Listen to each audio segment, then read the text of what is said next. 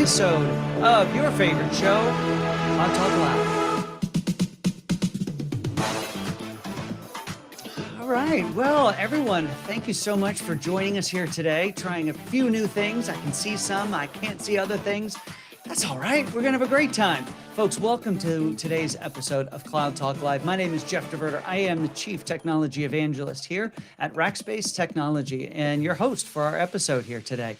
Now, if you want to get a hold of us, the easy thing to do is, of course, send us an email at solve@rackspace.com. Now, folks, that's not going to a bunch of sales folks. That's just going to me. It's going to producer Megan. It's going to Daniel if he ever comes back from vacation. And we'll respond directly to you. So feel free to do that. Now, I would love for you to introduce yourselves in the comments, whatever platform you happen to be watching this on. So go ahead and tell us who you are. Tell us where you are. And we'll try to call you out. If you have any questions for my guest today, Keith, then I would love to be able to pass those along, which would be great. Indonesia is here. Todd Catlett is here. So happy to see everyone starting to pop in. Nice to see that my little fancy chat window is working as well, so I can see you guys. All right, well, let's update you on a few things before we get Keith up here. Now, to start, the podcasts are back in full swing, folks. So if you want to get not just the content from here, because we are taking the audio from these events and we're putting it down into the podcast stream, but every Thursday now is a brand new episode. And that, in fact, this week, what do we have this week? I think I'm running the audio from the Solve Summit if you haven't been here, but next week is going to be an amazing treat. Now that gives you a whole, what is that, 7, 8, 9, 9-ish days to get yourself subscribed if you're not already subscribed, wherever you find podcasts to Cloud Talk. And I've got my episode with Brian Lilly. In fact, I just finished editing that yesterday afternoon. What a fun conversation. I think you will love it, but you're only going to love it if you subscribe to the podcast. So go ahead and do that. All right, let's press on. And this week we got Josh and Travis. We're on, I released that last Thursday. Very interesting conversation all about growing up here inside of Rackspace from some of the absolute lowest jobs. I mean, akin to being the, sweeping up after folks to now vice presidents, executive vice presidents here inside of the organization. I think you are going to really enjoy that. Hey, let's pause for just a second and see who else is saying hi. We got Vishnu is here. Michael from Houston. Michael, I'd send you a Cloud Talk jacket if I had one, because you come to most all of these. I love that. Sunny, thank you for the kind words. And then rainy Manchester, UK is here. Richard, thank you for joining. I wish it was rainy here in Texas. We're having a miserable heat wave. I looked at the 10-day forecast yesterday. Every day over 100 degrees Fahrenheit. Not fun at all. All right, my guest today, a guy who's become a good friend. I got to know Keith Llorens about over a year ago as App Dynamics. Well, what's going on here? There we go. As App Dynamics became more of a sponsor here around Rackspace, the benefit, of course, the sponsorship was fantastic. Met some great people, Keith being one of them. Keith and I have traveled to many cities around the country talking to different customers. We were at the Rock and Roll Hall of Fame about this time last summer. Last time I saw him was in Vegas. We were at an event that was part of Dell Technologies World. But Keith has a super interesting background. We're going to talk about that today. We're going to talk about some of the latest announcements from the full stack observability suite known as App Dynamics, part of Cisco.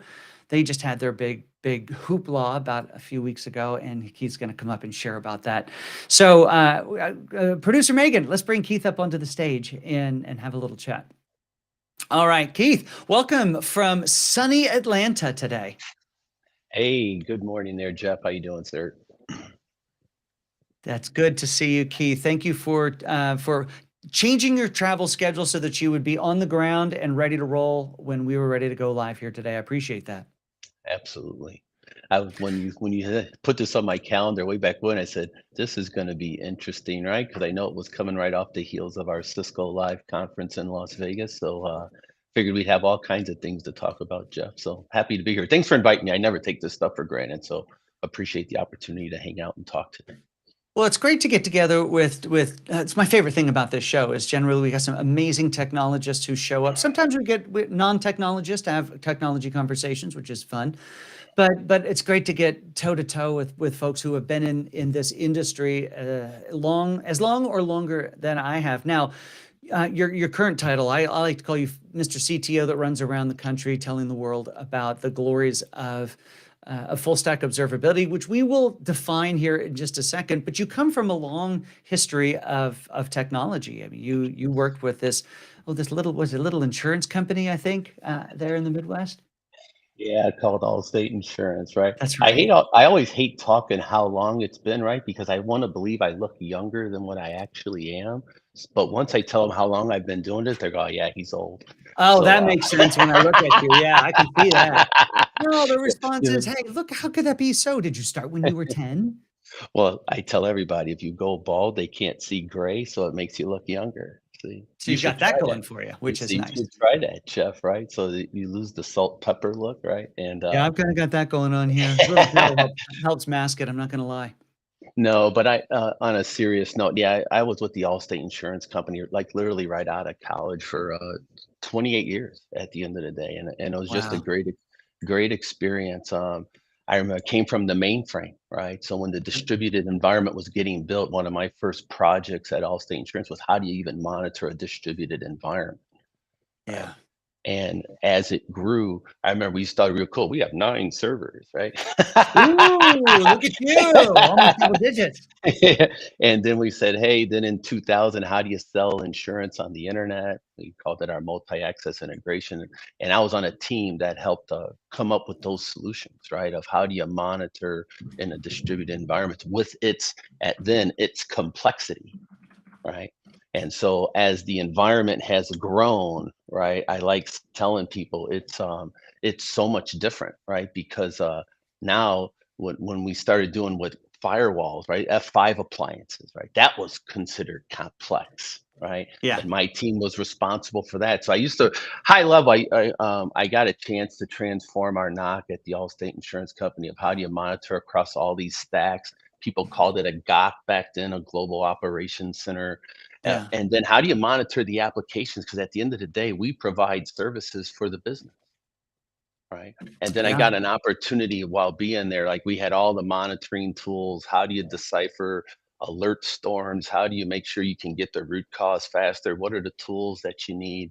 And so my team did all of that. And then when I met App Dynamics, needless to say, they had a solution that I thought was pretty unique, and it Yeah. fit right in my wheelhouse of what my background was. And when I jumped on board, Cisco bought us like within 2 weeks of me Looking being like with a App double Dynamics. whammy of change, right? Yeah, and so, basically, all that experience and knowledge I get to share with customers now, and I get to as a CTO advisor across the Americas, I'm meeting with CIOs, CTOs, VPs, across the entire country, and all of them are in different places of their journey of how do Yeah. you transform IT, how do you monitor these applications, how do you monitor the cloud, and so I'm excited to just be here to let you know what they're doing and how we provide a solution for them all. Well, when I used the phrase before, and it was totally foreign to me when I first met you, and as somebody who's been in IT for a while, but you guys kept bantering about this phrase of full stack observability. So you also talked about how do you get to resolution faster? Another phrase you just used, mean time to innocence, is one of my favorite phrases too that I hear from you guys. So let's understand that a little bit more. Obviously, App Dynamics, a company you just mentioned, was a standalone thing, got bought by Cisco, got bundled into some other really cool stuff, but really was left to exist as its own organization. One of these that didn't get pulled into the Borg and then disseminated about. But when you talk about full stack observability, first of all, what is it? And two, why is it important, especially in a cloud-based world? Yeah, well, full stack observability at the end of the day, it's right. I have many different stacks that I have to monitor, and all of them provide a service to, at the end of the day, host an application, right? Yeah. Or collect data from an application, or to withdraw data to make processing type decisions. How do I monitor all these different stacks? From a traditional IT perspective, I used to think of them all as I need a tool for this stack, a tool for this stack, a tool for this stack. Then comes this lovely end user. But at the end of the day, the end user is the person who accesses that application so that this is how we could monitor customer satisfaction from a business perspective. Right. Which is very How do different than an IT perspective. Yeah, so IT I like telling IT folks, right? Traditional IT, I believe, is changing, and they provide a service to host an application. Now, hosting the application, that's not even good enough anymore. It Yeah. is now, how do I ensure strong customer satisfaction that my customer, which could be an internal customer, an employee working from home, or it could be an external customer who's generating revenue, or something that I like to say customer satisfaction has many different forms to our customer base. Yeah. And they all want an answer of how do I monitor for that end user who at the Mm. end of the day is a customer that we need to support to make sure they keep coming back to want to do business with us because we're the best. Yeah. So think about it for a second, folks. In the old world, in the old world, kind of go back to where Keith was talking about when they had 9 servers at Allstate. I mean, that was pretty awesome. But when you have these 9 servers, all of a sudden you have the IT folks who look at this box of goods and now says, all right, so we know that the green light should blink, and that's a good thing. And when the green light blinks, generally speaking, that means the application that we're serving to the business is doing its thing. But as time goes on, you realize maybe there's some more stuff we should pay attention to. We should pay attention to the web servers capabilities. We pay attention to disk processing. We should pay attention to network throughput. We should pay attention to database reads and writes. And slowly over time, we came up with these 5, 10, 15 different metrics that if we watched them and we knew what ranges they should be in, we architected for those ranges, that the application should behave correctly. That's the old days. Because then when something would go bump in the night, as Keith will attest to, anybody who's run an organization like this will say, okay, everybody is responsible for the database, the hardware, the network, and a few other things. Everybody get in a room and let's just try to figure this thing out. Well, over time, as these applications get more and more complex and more distributed, one, you can't get everybody in the room. It's a physical impossibility. Two, you end up in a scenario where you maybe can't monitor every single point along the way. And then lastly, is that those metrics change over time as the topology changes. In a cloud-first world, you kind of by design, shouldn't necessarily know everything in between. You should know what the cloud pieces look like, but the individual elements absolutely going to change. And Keith, I'm stealing maybe a little bit of your definition and your thunder here, but it's my translation of what this stuff actually means and why it's important, because you've made me a true believer in the fact that this is a technology that has to exist in every organization if they're going to operate in a 21st century, in a 2023 and beyond world. Oh, absolutely, right. And I love the way you brought up the green lights on the box, right? Because we used to monitor from a perspective of green red and Yeah. 5.9 availability. Remember those days where we used to Oh, yeah. celebrate 4.9s? Hey, my goal is to be 5.9s and give me double my bonus if I can hit that. And now the business tells us you're as good as your next outage. Yeah. Infrastructure, IT, Hero hardware. to zero in a split second. Yeah, IT at the end of the day, it's like electricity now. No one talks about it when it's doing what it's supposed to be doing. Yeah. Now it's a matter of how do I monitor slow, Mm. right? Because our That's right. our We're not our talking about cus on off right whoa, now. We're talking whoa, about that, it's not quite that right. it's yellow, right? Our customers are telling us 5-second response time is too long. I will go to the next application. I will Yeah. go to the competitor. My Mm. my my kids, our kids, right? At the end of the day, right? If a pizza order takes too long, they go to the next pizza app. Yep. That's just one example. Now just traverse that across insurance, medical, anything, manufacturing, anything. Those who could see what the yellow is, uh, and can make sure customers are having a flawless user experience. That's why you'll keep on hearing me fall back to you have to monitor for the customer. Red, green basically we've conquered that. Yeah. IT has answered that. Yeah. It The is only the yellow acceptable now. response is green. Now, Yeah. what color Yes. green is it? Yes. Yes, yes, yes. And Yeah. so when we So say full stack observability, the key is how do I now baseline behavior of a customer that I yeah. start getting into this term called anomaly monitoring, and we could discuss that later. But high Yeah. end, that is where I like to say, the people providing solutions that can get to that faster are winning. Yeah. Sean Gardner, good friend Sean, calls out the fact that speed is not, we're not measuring things in seconds now, but milliseconds of Yeah. expectations of behavior. Thanks for calling Yep. that out, Sean. So, so as the complexity grows and the amount of things in between grows and fluctuates over time, and your application specifically has more and more to pay attention to, I would imagine that this is an area where a machine learning model, AI, really comes into play to help look for those needles in the haystack of needles, different types of needles. Oh, man, you're hitting on. Hey, we could have another conversation here, right? When you start talking AI, ML type solutions. Here's one thing I always like to make sure customers always understand, right? ML is a subset of AI, Yeah. right? They are not the same. And machine learning is something that I think the industry has more of a firm hold on, that I can baseline behaviors of customers. And Mm. I like to say, and then you got to put it within context. Why do I do these things, right? Every CTO I meet with, Jeff, loves to tell me they want to be proactive in their monitoring Yeah. strategy, right? But then how do you do that, right? So if you think about the old days of AI ops, that's what they used to call it. Everybody Sure. would say, great, love the term, love the concept. Show me how you do it. How do I execute? What is the answer? And I like to say you have to have a strategy that includes the application with your infrastructure model, if that Yeah. makes sense, right? Yeah. And you have to be able to look at both with what that looks like. And so I like saying, within App Dynamics, when we talk full stack observability, APM now is not the end all answer. It is a critical, I call it, it's table stakes to Yeah. the monitoring strategy, because now APM has to include the internet, right? Yeah. There was Yeah. a day The where, internet, which hey, is, folks, do you realize what he's saying? He's saying that you have to now monitor and manage something you can't control. yes.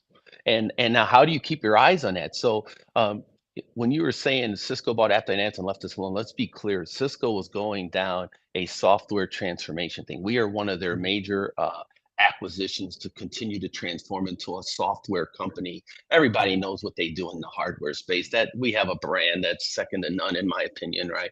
The So key is, true. where are we going with our software strategy?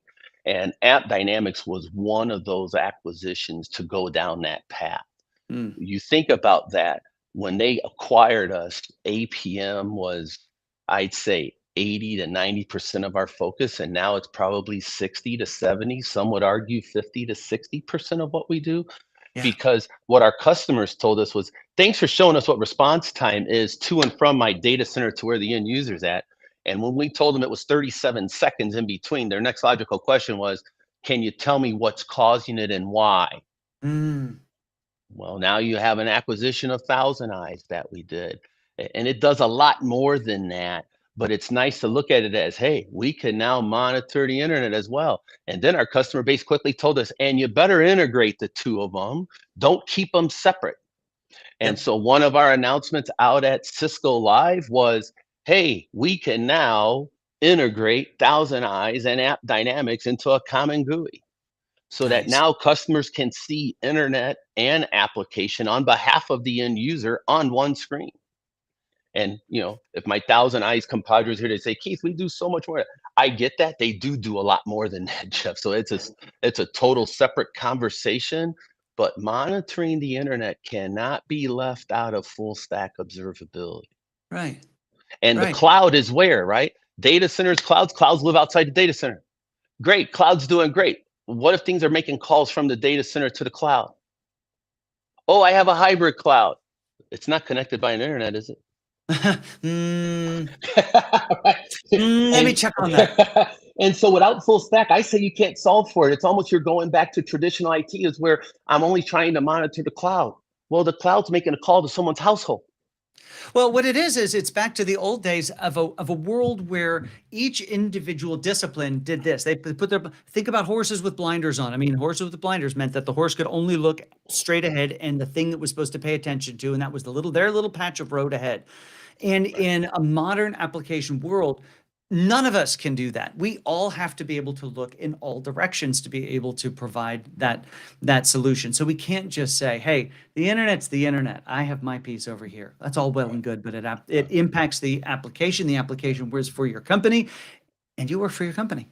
Yes, absolutely. And that's what your CIOs are asking IT to give them is can you give me business views to what's going on? Because up, down, and response time, they're almost saying that's not good enough, Yeah, right? that's right. And then that leads us into KPI top conversations and stuff like that. Well, and I think really we could even sum this piece of it up by saying that anything that's good enough today won't be tomorrow for any number of reasons, other than the fact that it's going to be more challenging.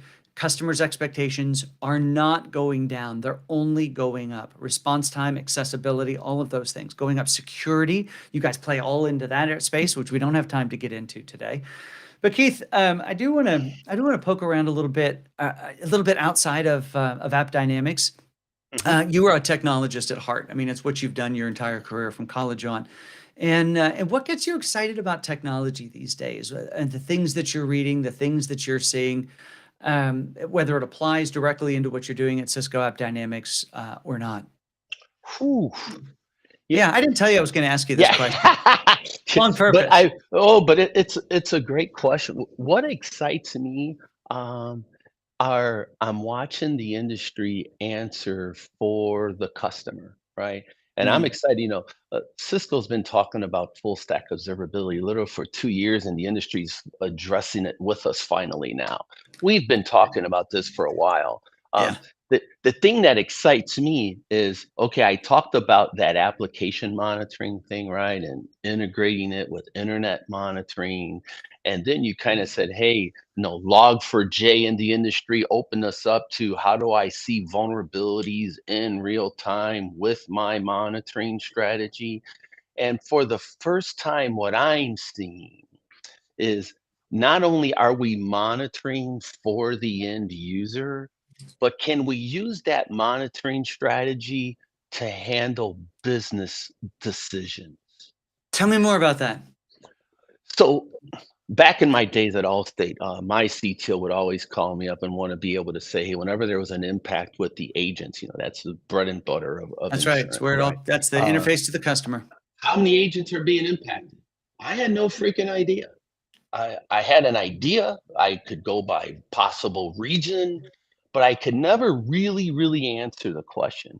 Imagine now the monitoring strategy giving you business context with the alert simultaneously, Mm. saying, hey, this is down. And now think about those mobile apps that are out there because mobile apps is the biggest thing we're Mobile first monitoring these days. strategy, most Yeah, companies. full Yeah. stack observability. That is its bread and butter. How many folks were on the mobile app at the time of the outage so you could assess impact of what it did to the organization from a revenue perspective and a customer satisfaction perspective? First two questions always being asked. That's what excites me is that you can get an alert with both, Hmm. right? Something Yeah. that you could never before it used to be, yep, we'll let you know on Thursday what Yeah. the actual We'll get back to you impact. with that. Yeah, and that wasn't good enough. How do I quickly, if you're manufacturing, how do I quickly make a decision that I'm going to send a shift home? We have customers facing real big issues of Yeah. how long does it take them to make a decision or to literally move that workload somewhere else. And we didn't even talk about our cost and workload optimization solution that's part of full stack as well, because Right. as people go to the cloud, that's not cheap.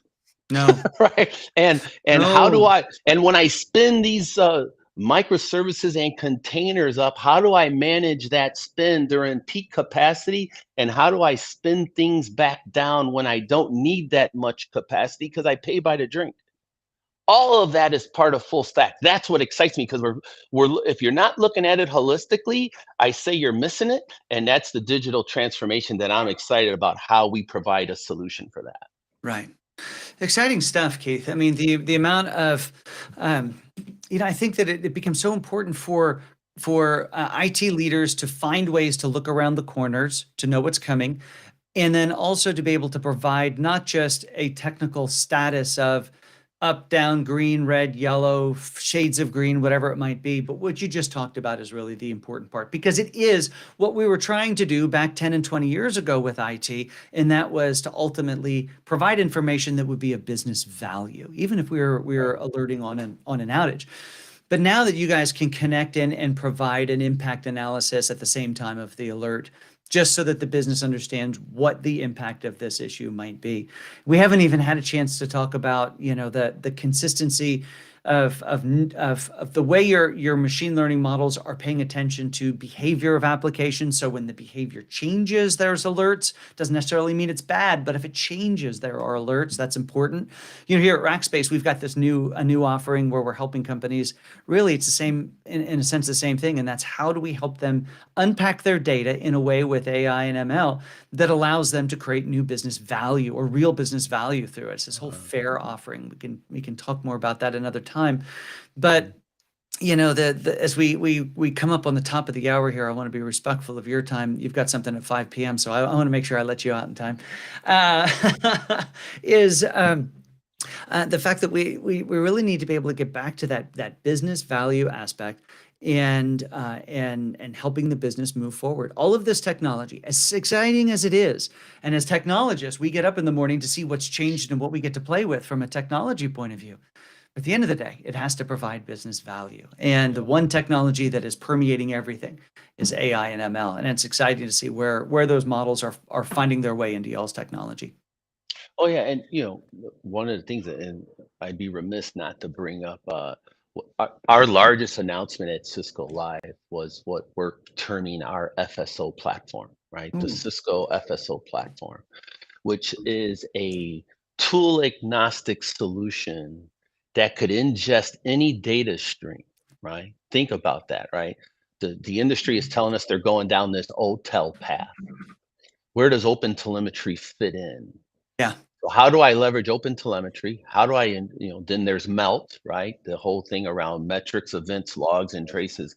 How do I ingest all these data streams and be vendor agnostic, that I can ingest data to give a solution to our customer around how they make a real-time business decision with that business impact? And I think it changes the game. It's probably, I would say on behalf of Cisco, probably one of the biggest things we've done and delivered. Yeah. I've been in a few demos now, so we're just embarking upon this. We have our vendors and engage, our partners engage with us, who are providing solutions on the platform. And it is super cool stuff. That's a conversation for a different day, but I'd be remiss not to bring that up, because I think people are really going to freak out with what that brings to the industry. Yeah, definitely have to have you come back and talk more about that once it's more out there. So, Keith, people want to find you. I assume LinkedIn is a great place to go. Yeah, LinkedIn always works. And I would, however you want to contact folks, I don't mind if they shoot me emails and that stuff like that, because at the end of the day, we're in it together, Jeff. That's a fact. And of course, they want to learn more about AppDynamics. AppDynamics.com is a great place to go as well. Yes, they'll see And all tell them kinds Jeff of sent you. That way I get credit. I get a pat on the back every time that happens, and I need that every day. Yeah, we got to do dinner again, right? I mean, We do. We got to find out where the next intersection point. There's a bunch of conferences in October. Hopefully, we're going to overlap. Yes, yes. Our Are you buddy Google? Are you Mark going to Porter. Google next? Our buddy Mark Porter. No, our buddy Mark Porter is Master of dinners, master of ceremonies. Yes, he is. Yes, he is. That's right. All right, everybody. I'm really grateful for you spending a little bit of time here. There was a couple questions. I did want to touch just briefly on Sonny's question about, with all the things happening in AI, what the impact of jobs are going to be. I'll tell you, the impact will be big. I think that what I've seen is you can put it into 3 classifications. One, jobs will be impacted and go away. 2, AI will make what you do more effective. So you'll use AI tools to do what you do better. And then 3, I do firmly believe that new jobs will come about because of the fact that AI is here and things are changing. Not things are going to change. Things are already shifting. So folks, if you're not already figuring out how to be a prompt engineer, well, that's just a YouTube search away. I would encourage you to spend a little time there and see what cool things you can learn from the chat GPTs. All right, Keith, I hope you have a great day right there next to Georgia Tech. Maybe you can go onto the class and learn something else. They say you're never too old to learn, right? So that's right. You stop learning, you stop living. All right, folks, we are back here. Are we back next week? Yes, we are back next week. Megan, I have to ask you a question. Send it in the chat. Send me a note. Is next week Robert? I think Robert's next week, isn't it? I'm really excited. Next week, folks, we have an amazing event. And you got to send that to me in Teams. Like, oh, yes, she did. Folks, next week, the infamous Robert Scoble is going to be on. Robert, I've known for years. He's been a racker, an incredible guy, super deep thinker, forward thinker. We're going to have a great conversation. We're going to dig deep into AI. Set your alarm clocks now for next Tuesday at 8:30 a.m. Don't set it for Wednesday. You'll be here all by yourself. Maybe you could watch the replay. That'd be fun too. All right, everybody. I had a great time with you today. I want to remind you, let's bring this back up. Hang on one quick second. I lost focus on the screen. There it is. Clicky, clicky. All right, folks, a reminder that you want to learn more about the things that we're up to over here at Rackspace in our thought leadership. That's rackspace.com/solve. Nothing to sell you there except give you great information. So head on over to that. I want to remind you that you can download the audio from this as well as the additional podcast content, but you have to subscribe to the Cloud Talk podcast. If you like them, maybe leave us a review. I would like that very much. All right, everybody. I hope you have an amazing rest of your week. My name is Jeff DeVerter. There's some music. And we're back next week with Robert Scoble. It's going to be a killer episode. Until then, there's lots of more content following this way, so go check it out.